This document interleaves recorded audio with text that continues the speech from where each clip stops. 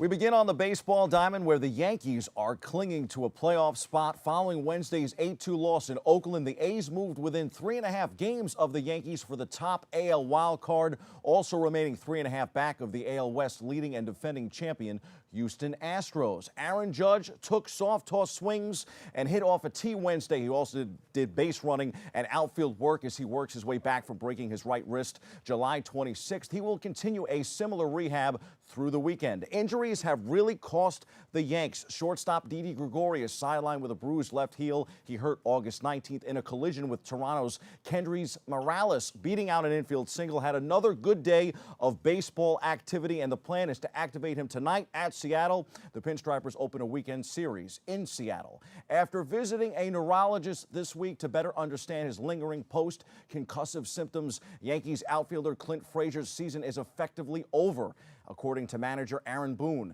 There would have been some great opportunities for him if not for the concussion. On a bright note, Luke Voit kept his hot-hitting streak alive this week. He provided a highlight Tuesday with a go-ahead 8th-inning homer as the Yanks beat the Athletics. Apparently, the first rule about tricking the umpire isn't don't talk about tricking the umpire. Mets third baseman Todd Frazier admitted to the media that he switched balls and fooled the umpire into thinking he actually caught a foul ball in Monday's game. Pretty cool.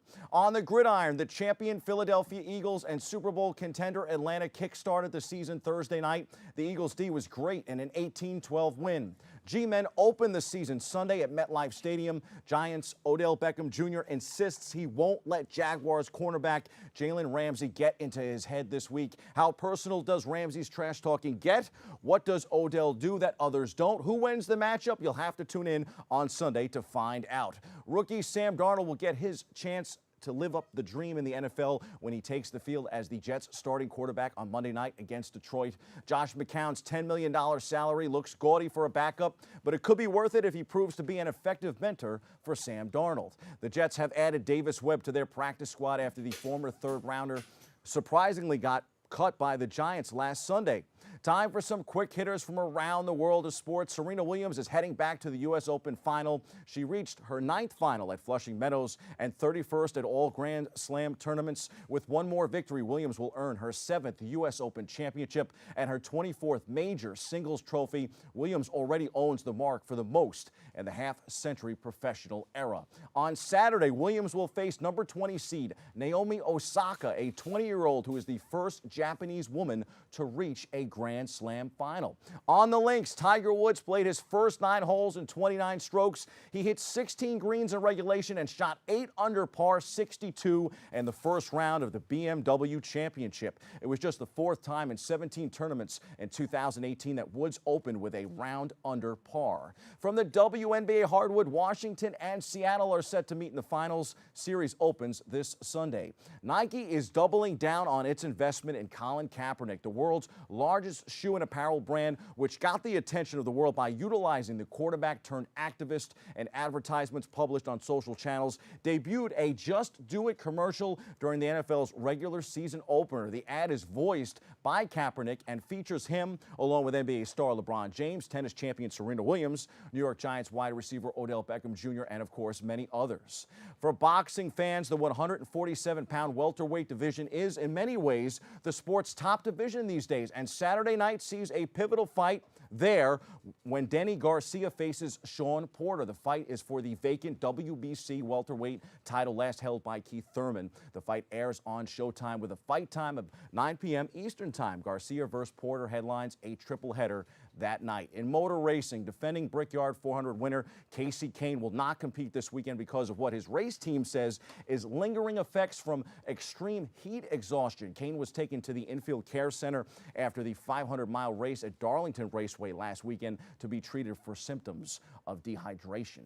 Lewis Hamilton won the Italian GP. Singapore is next for Formula One on September 16th. Fernando Alonso took part in an Indycar test at Barber Motorsports Park on Wednesday as he weighs up whether to commit to the American Racing Series. For the 13th consecutive Indycar season, the championship is set to be decided in the series finale, which is set to be hosted by Sonoma Raceway. And every Indycar season from '06 until 17. Multiple drivers entered the season finale with a chance to win the championship. That will not change this year, as 4 drivers are still mathematically in championship contention, with only the 17th race of the 17th race 2018 season, the Indycar Grand Prix of Sonoma at Sonoma Raceway, yet to be contested. These drivers are Scott Dixon, Alexander Rossi, Joseph Newgarden, and Will Power. Dixon leads the championship standings with 598 points, while Rossi sits in second with 569. Those are the headlines. We hit the C-list to take a closer look at the sporting life of Burt Reynolds.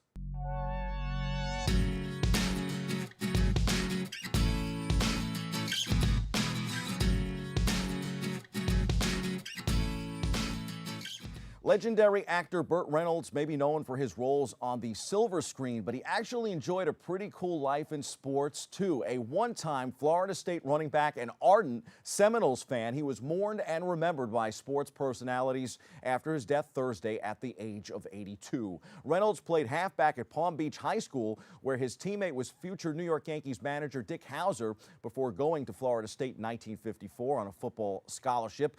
Reynolds ran for 134 yards and 2 touchdowns on 16 carries in his freshman season, and also had 4 catches for 76 yards, but he suffered a knee injury that cut the season short and missed the 1955 campaign after surgery. He returned to Florida State in 1957, but a car accident cost him his spleen and re-aggravated his knee injury, ending his college football career. He dropped out of FSU, and after working odd jobs in New York, returned to Florida, where he became a drama major at Palm Beach Junior College. He received an honorary degree from Florida State in 1981. With good looks and a wise guy attitude, he returned to his football roots in 1974's The Longest Yard, playing a former star quarterback who organized his fellow prisoners into a team to challenge the guards. Reynolds reportedly had a clause written into his contracts saying he had to appear in his movies wearing a Florida State shirt at least once.